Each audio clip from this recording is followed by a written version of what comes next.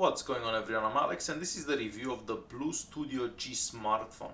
This device costs about $120 and it is quite an expensive device for the specs that you get inside.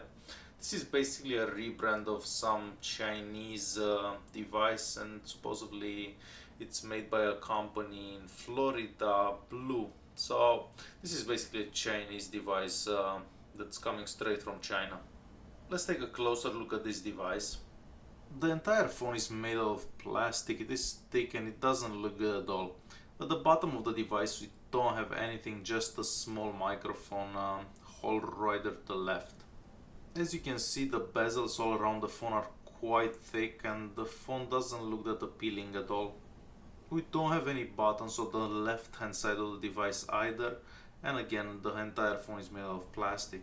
On the right hand side of the device we just have the power button and the volume button. The buttons are also made out of plastic. On the top of the device we just have the 3.5mm audio jack, the charging port, and if we look on the front of the device we see the BLU logo right there, a speaker right above that, the camera, the front facing camera, and the proximity and a light sensor. On the back of the device we just have the rear facing camera. It's a 5-megapixel sensor, the flash right underneath that, the BLU logo, and all the way at the bottom we just have a speaker.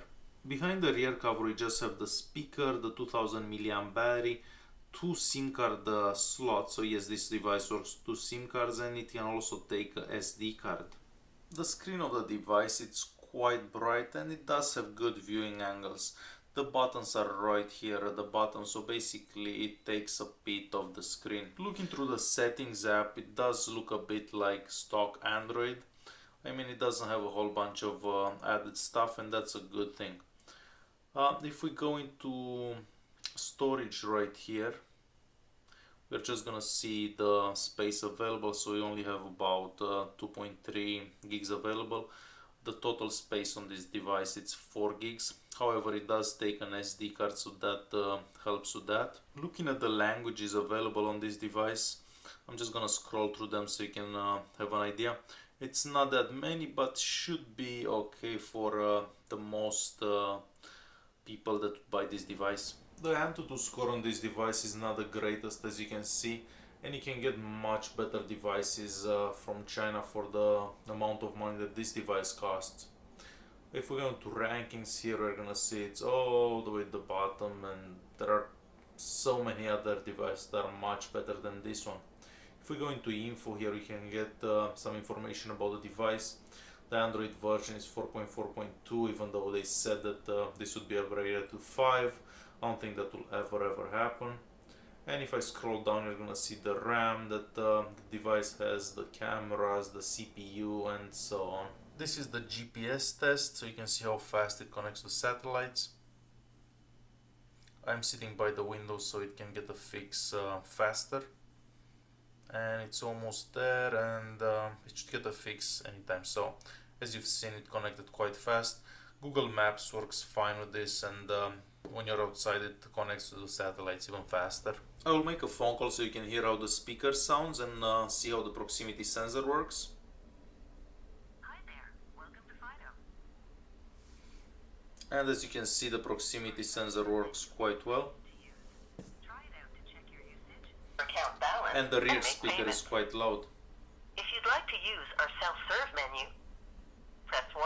The call If quality you is want to talk okay, to a real nothing person special. using Fido app, I will quickly do a speed test. Currently on Rogers in Canada.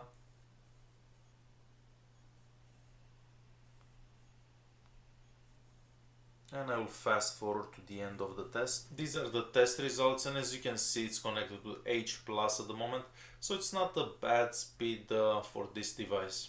Looking at the multi-touch test, we're gonna see that you can only touch the screen in 2 places in the same time, so that's rather disappointing. I mean, you would have some trouble playing some games, but this is not the best device out there, so that's what you get. This device doesn't have a compass either. I installed an app just to check it, and as you can see, it does not have one. For 120 bucks you can get many other devices that do have a compass. The sensor box will show us what sensors are available in this device,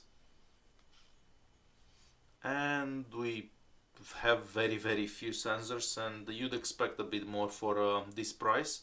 However, this is what we get on this device.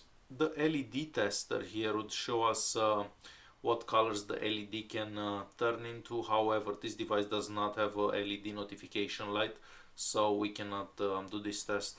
The flashlight right here will basically turn on the flash at the back of the device.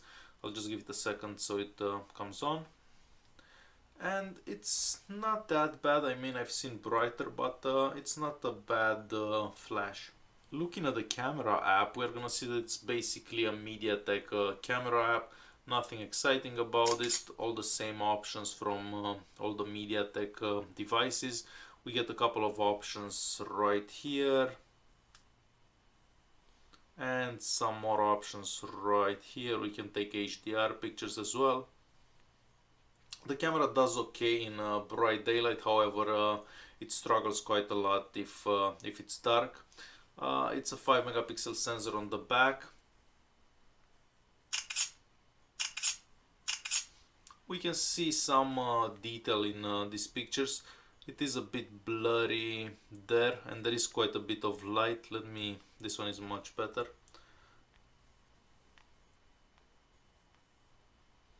So you can see quite a bit of detail in here. So not a bad camera after all.